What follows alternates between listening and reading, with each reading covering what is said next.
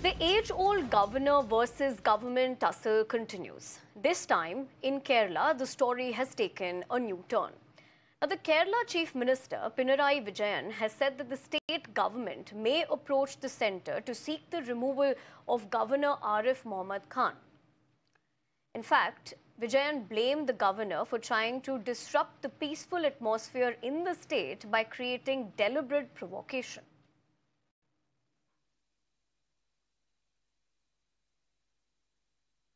Now, this comes a day after SFI put up black posters and banners outside the Calicut University guest house where Khan had been staying, miffed with the protests. Khan, in a strong-worded letter, blamed Chief Minister Vijayan for the row and claimed such an incident cannot happen without the direction of the Chief Minister. ഗവർണറെ അസാധാരണമായ നടപടികളാണല്ലോ സ്വീകരിച്ചുകൊണ്ടിരിക്കുന്നത്.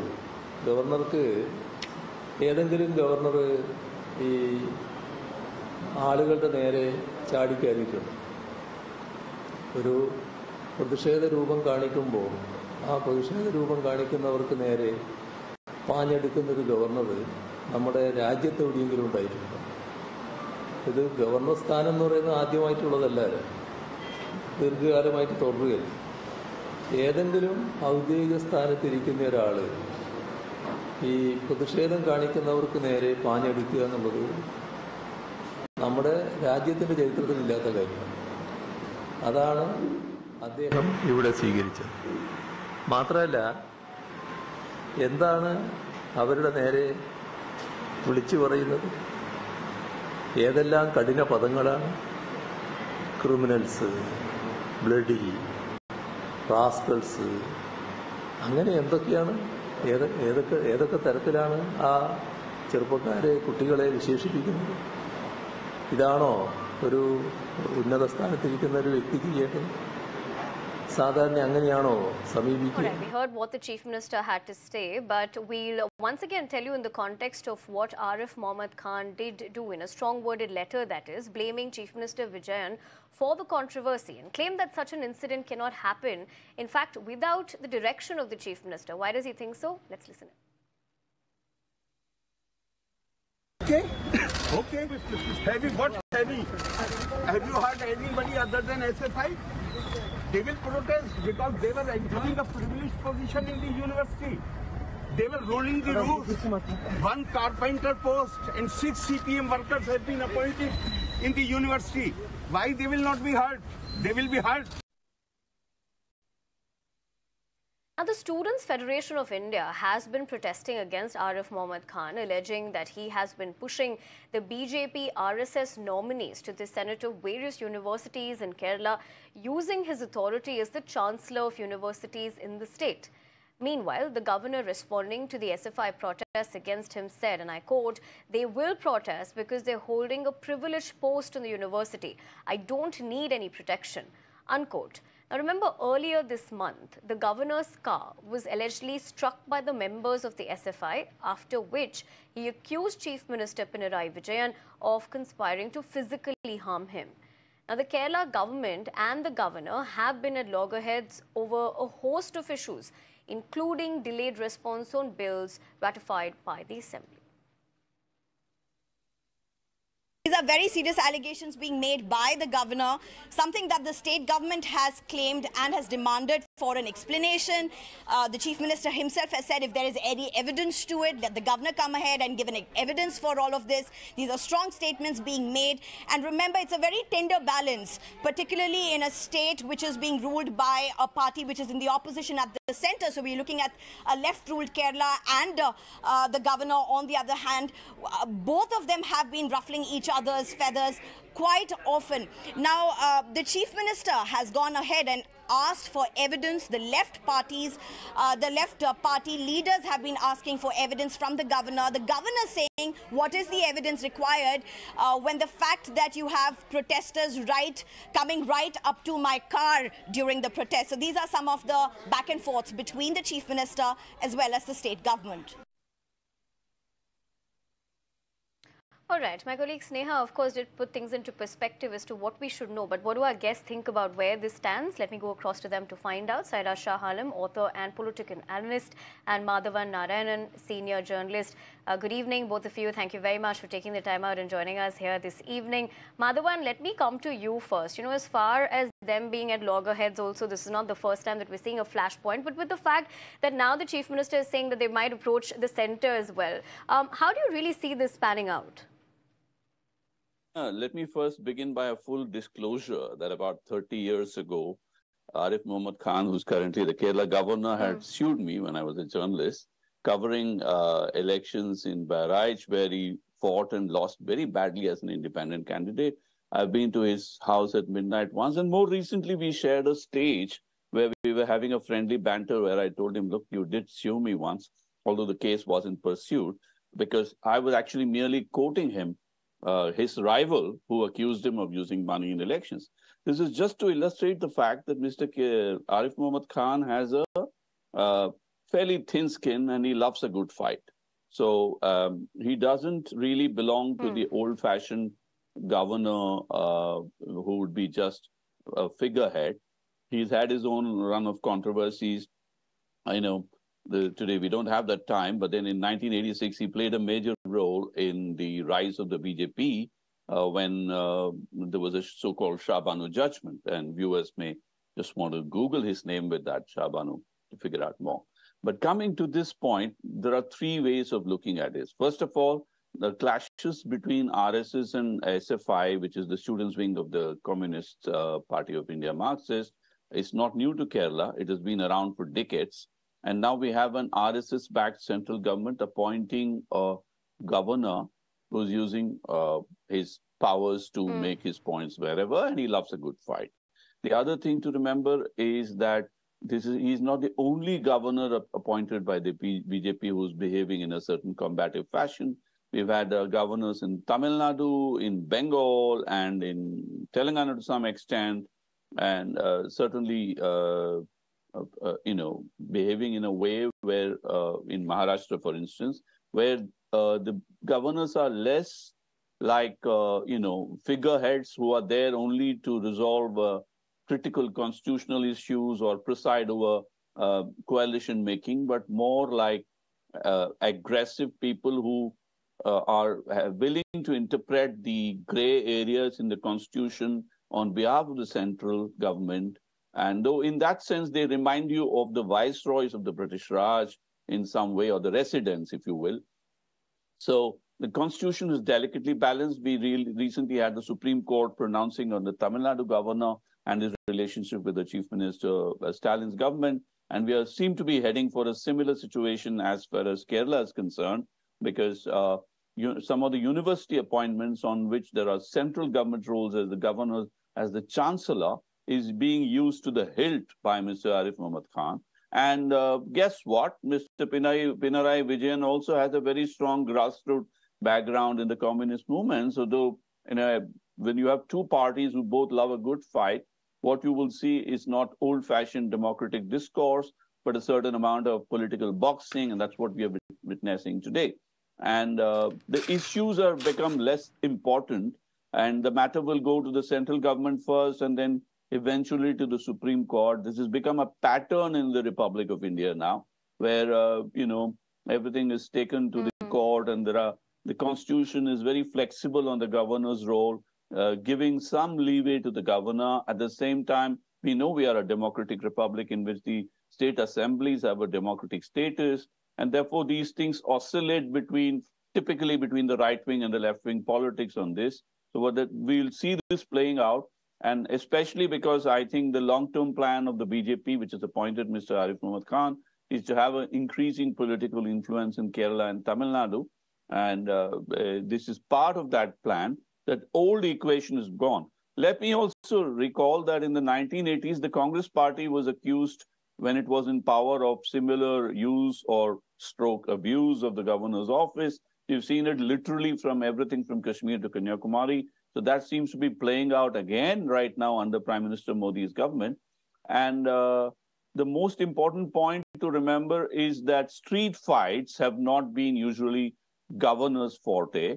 They've been making speeches. In fact, governors in the past were rarely heard and mostly seen. But now increasingly they are heard not just in formal speeches in events and conventions, but even in political matters. Now it has come literally to the street with Governor Arif Muhammad Khan doing what he's done. And his background lies in, let me say, grassroots politics in Kanpur in the days when it was known for student unrest. So, Mr. Arif Muhammad Khan, I'm sure feeling very nostalgically energetic about this whole although thing. You are making those significant remarks and drawing things into perspective as to how you see that, I have to interject you so that we can also, understand what the other viewpoints are. I also understand Vinita Hariharan, the BJP spokesperson, is also joining us this evening. Vinita, thank you very much for taking the time out. You did hear how Madhavan, of course, is looking at this as one prism of looking at it. But he did state that, when we're talking about the tussle between governors and governments as well, with the fact that in Tamil Nadu we've seen this, now we're seeing this in Kerala as well, as to how essentially BJP's long-term increasing political influence of governors in both these states. How does the BJP look at this? No, I think beyond what BJP or the RSS versus CPIM as was put just now, I think it's about the treatment meted out to the governor. So repeatedly, this has been happening against the governor, and the Kerala government has been absolutely dismissive of his, the powers of the governor and the office of the governor. And so this was his testing ground. I mean, it was a litmus test, and it is like he's just, his patience has gone, and it's been, it's high time that he reacted, because he was pushed to react the way he was reacting today. He went out to the streets because he had banners protesting against him in Kozhikode when he went. And this is not the way the governor should be treated. And all along, it has been, see, when you see the initial years of the governor, he has been very protective, and he has been in praise of the Kerala government on many occasions, especially during the COVID, the first phase, when he actually praised the Kerala government for their efforts. It's not that it's always been a hammer and tongs situation between the governor and the chief minister and the government. So he's been appreciative of the government, but then over the period of time, it has been the authoritative nature of the Pinarayi Vijayan government, the way in which the chief minister wanted to appoint his own people in the various universities, and all of the high-handedness that we see in the Kerala government. You see the cooperative scandal. The 4 bills that were put under hold by him one was about the cooperative sector, and the cooperative sector, we have seen the kind of scams that have been unfolded in Kerala against all the cooperatives, the mismanagement of the cooperative sector by the Kerala government. So the governor's hand is an overarching hand over all that happens in the state. And it is important to understand the importance of the office of the governor, because in the past, you see the EMS Namboodiripad government was actually toppled down. I mean, kind of, they had to dismiss the government itself based on law and order. It was the governor's the stand that actually got the government out. So here we're talking about, dismissing the governor. What right does the chief minister have to dismiss the governor?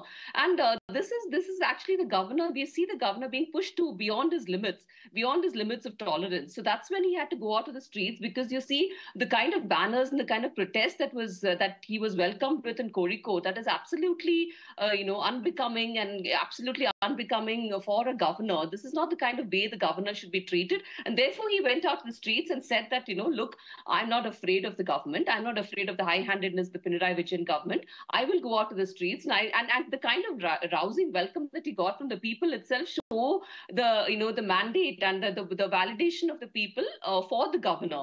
So there's been a lot of high-handedness by the Pinarayi Vijayan government, and the government itself, the exchequer is kind of it's totally bankrupt, and the finances are going haywire. The government is in dire straits in terms of their finances, but then they take out these luxury buses and go on Nava Kerala Sadhas, go to districts and blocks and talk about their schemes and policies. So this is a total mismanagement of budgets, total mismanagement of finances by the government. So there's a lot of laissez-faire going on on the government. Therefore, the governor was very well in his right to kind of have an overarching hand over the government, because that's the role of the governor, to put checks and balances in the state government, and that's what he's doing. That was what he was doing with the 4 bills. But finally, okay, he's taken it to the president, because one bill he's passed, which was non-controversial, which was about the health, but the other 3 bills he had to take it to the president because they were controversial bills. So therefore, the governor was right in the way he behaved, and all these bills he kept it suspended because he gave several chances to the chief minister to come and explain to him what the bill is all about, and that is what the chief minister's role is, to go and explain to the governor what is the bill, what does the bill stand for. But that never happened. The chief minister did not go to the governor and explain. So therefore, the governor had to keep it on hold. But that itself, he kept it on hold. He didn't send it to the president, but now he sent it to the president. So we can see what happens to the 3 bills that were given to the president. But it's very well in his right, and I think there's a lot of high-handedness and behavioral issues from the side of the government itself, the Kerala government itself, the kind of comments and But you think the behavior is just, is what essentially you're saying, and he was pushed to behave that way. Sorry for interjecting you, Vinita, but that's more or large, the statements that you're making. Sarah, coming to you, thank you very much for being patient as well. You heard what Madhavan had to say, and of course Vinita as well. How do you view this, and also in the larger scheme of things, the implications of such infighting? Yeah, so good evening. Firstly, I heard both the panelists speaking. There has been a beef between the CM as well, with the governor of the state, and it started by delayed response to the bills ratified by the assembly. Now, a couple of days ago, the governor made a very, very, outlandish allegation that his car was being attacked, or he's being attacked by the CM. And I think it's a bit much, because I feel the Kerala governor enjoys good optics, and he likes theatre. Let's be very, very clear about it. And here, this is coming at a time when more than 83 of opposition MPs have been suspended from the parliament. So this is, I think, tactic of the central government to suppress voices from the opposition, and also to harass various state governments who have received phenomenal response in the way they are handling their state, because we need to understand that the state administration is a federal structure. And any kind of interference that is coming, or any kind of harassment that you see that Mr. Arif Mohammad Khan is kind of doing to the thing, is again an inspiration from Mr. Dhankar, because he, of course, harbored ambitions and aspirations to become the next vice president.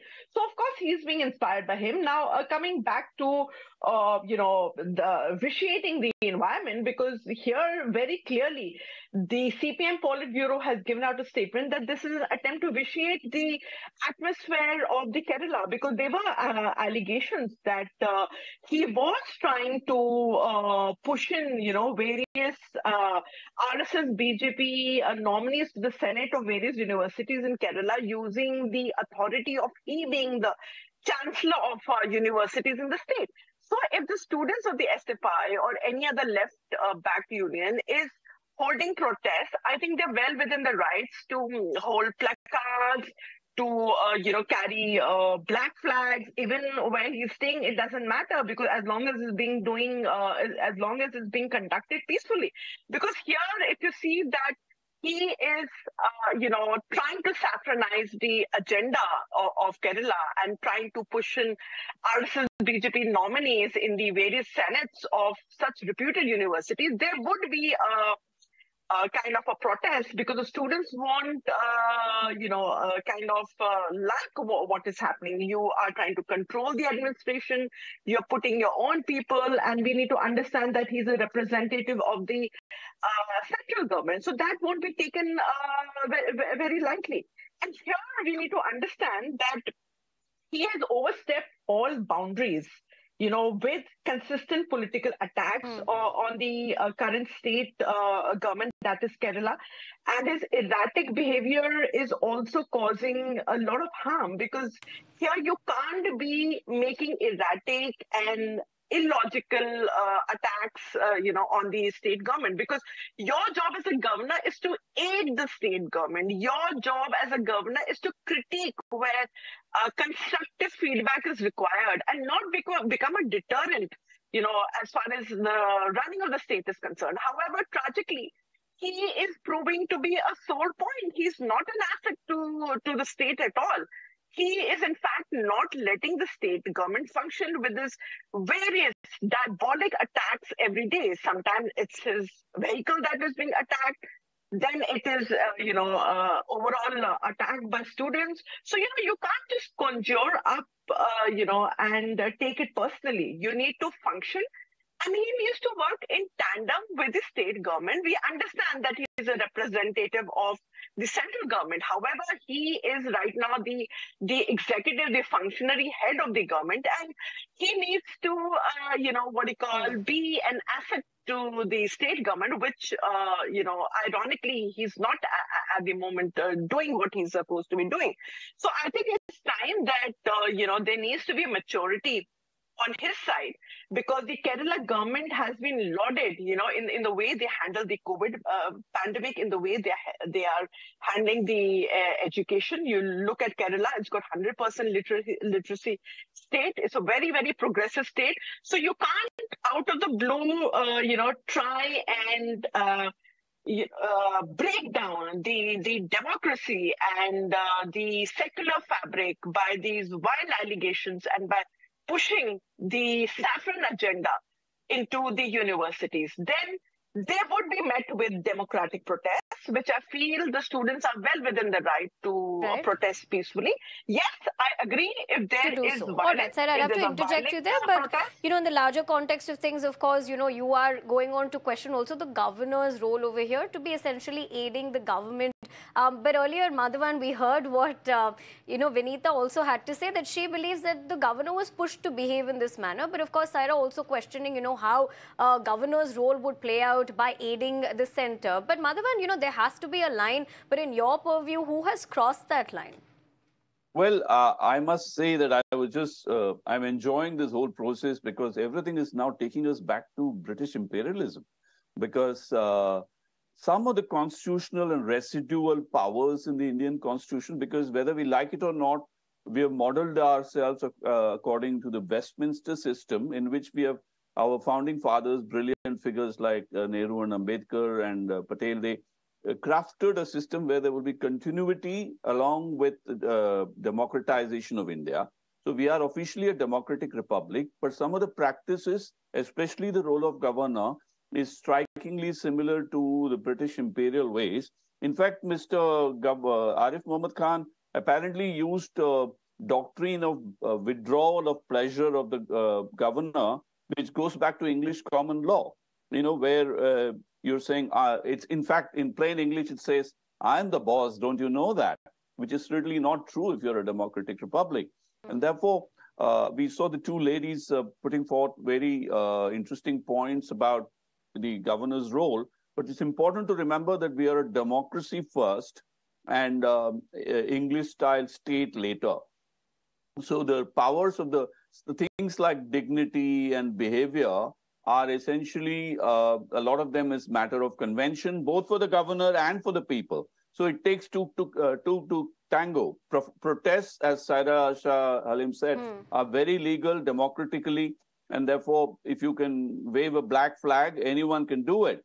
We've seen Babri Masjid, the movement in India, Ram Janambhoomi movement, which also saw lots of violation of law. We've seen the CPM break lots of laws in Bengal and Kerala in terms of student protests. So where even disobedience is a fact of democratic life, dignity is too much to expect in the current context where everything is too charged up. But I must say one thing, that if you want to take in the principle of democracy and republic first, it has to be substantially recognized that the governor's powers are essentially residual in character, and an overreach of the governor through the central government, and then interpreting some of the titular positions as essentially as executive in nature and dragging the thing to the President of India and then to the Supreme Court, which is what seems to be a recurring pattern, would suggest that we are pushing the, for a point where federalism, as the Chief Justice remarked in the Article 370 case, it becomes an asymmetric form of federalism in which the asymmetry seems more than what the Constitution's founding fathers intended. And therefore, I think the governor has to do some soul searching, but I think the SFI and the CPM also have something to do. Instead of taking it to the streets, maybe they should take it to a larger public. It's very important, Nivedana, especially for Mirror now, to realize that, we have about 65% of Indian people are born after 1990 or so. They don't know where the republic was, how it founded. A lot of them are actually subjects who were supposed to be citizens. So they have to educate themselves on the nature of the democracy and republic.